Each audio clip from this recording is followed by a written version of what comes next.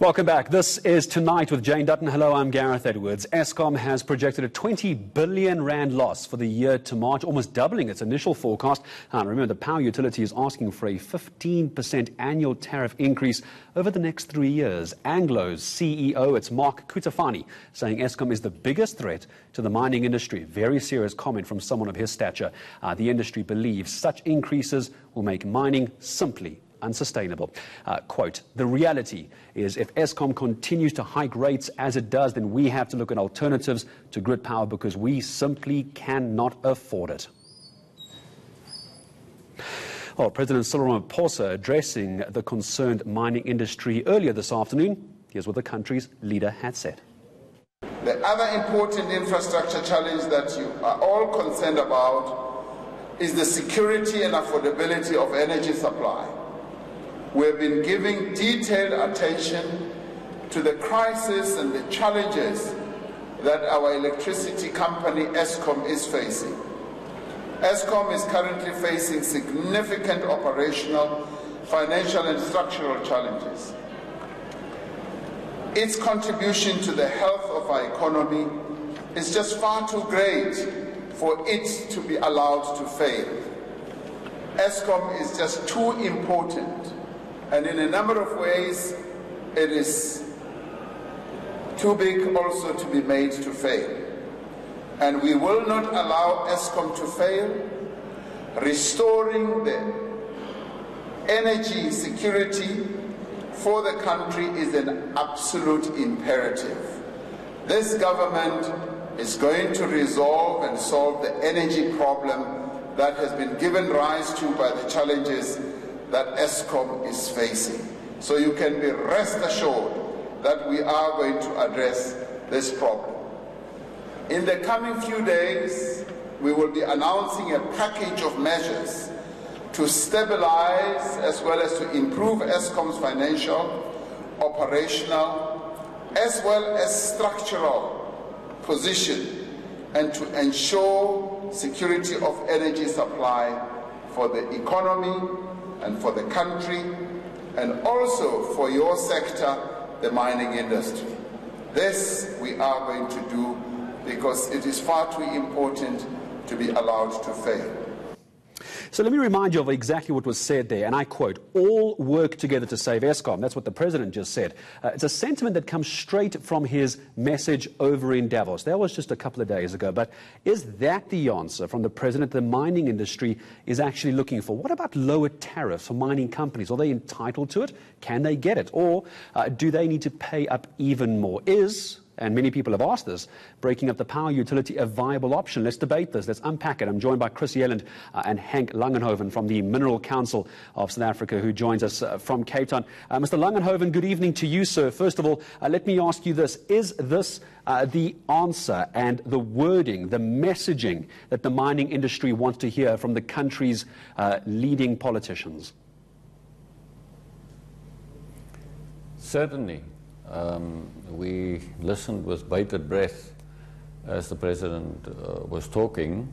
We are in a corner. If the 15% even on its own is not an answer, if that happens, Eskom may lose something like 40% of its number of its clients. It may lose most of the income that they were bargaining on. So it's not a solution, it's a dead end. There has to be some other measures to try and stop, I want to call it a snowball. It's getting bigger and bigger. That's what happens with a snowball down a mountain. And we have to stop this momentum. Yellend, we're speaking of snow and mountains and snowballs down mountains. It must be the Davos effect the president is suffering from coming back from Davos. Is the president telling the mine industry what it wants to hear? What are your ears telling you this evening? Are they ringing? Well, there's a lot of speculation. Is this going to be a very dramatic, big bang announcement? Or is it going to be something of a more phased announcement, slow moving?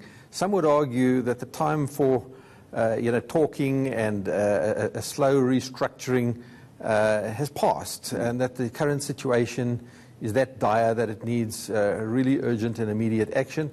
But I think the president is known for consensus building. and getting all the stakeholders on the same side. So I'm not sure that it's going to be that dramatic. And of course, there's a difference between words and action. Let's talk about the action or the inaction of some of the top municipalities in the country. And my team are going to bring this up for us in a moment. The top 10 municipalities who owe Eskom money. Chris, as we speak to you as an energy expert, viewers are going to look at this. But here's the numbers. If we take a look at what's happening over in the Free State, 2.8 billion rand. Henk, we're going to bring you into this conversation.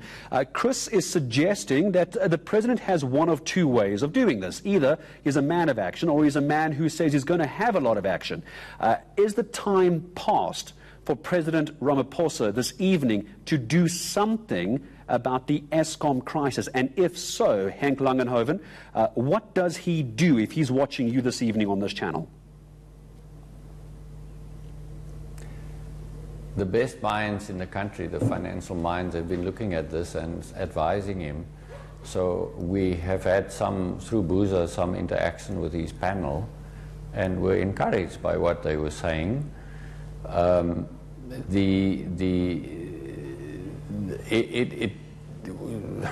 Like I'm saying, the 15% will not give Eskom what they need, and they will not survive. So in a year's time, they will come back and has to be other measures. And I mean, if you think about it, apart from what you're saying, and which is absolutely true about the local municipalities and the debt, other users of electricity will have to pay more. The unit cost will go up. So it has a major impact on. Remember, mining is linked to steel and engineering. We buy a lot from them. We buy a lot from construction. We are linked to the motor manufacturing industry. And you're talking about 20-30% of the South African economy. Henk, I'm going to ask you to hang on for a moment. Chris Yellend, as an energy expert, you're saying the time has come for the president to do something.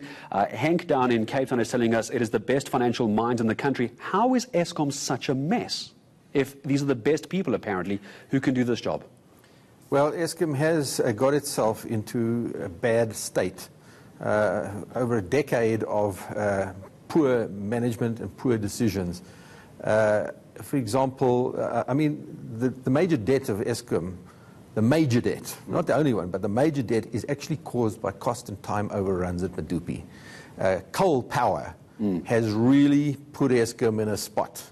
And these are very long-term projects. They've gone on double as long as they should have, and they've cost more than double what they should have. But as you pointed out, the municipal debt problem is also a contributory factor. I mean, Eskom would need to have only 32 billion rand less debt if the municipalities paid up. But the point is, Eskom is hundreds of billions of rands in debt, and 32 billion from the municipalities is actually a small part of the bigger problem. Chris Lennon, I'm going to come back to you now. Henk, we're talking numbers. With numbers, when it comes to any state-owned enterprise, is the issue of jobs, the issue of unions. You want to save money, get rid of jobs. As someone from the Mineral Council of South Africa this evening, Henk, do you want to see Eskom being broken up and jobs lost in order to keep the country's lights on? What's your final answer? Look, not necessarily, but the international comparisons show us that they do have too many people employed and increased in cost. I mean, if you think about it, they're still producing more or less what they produced in electricity in 2007.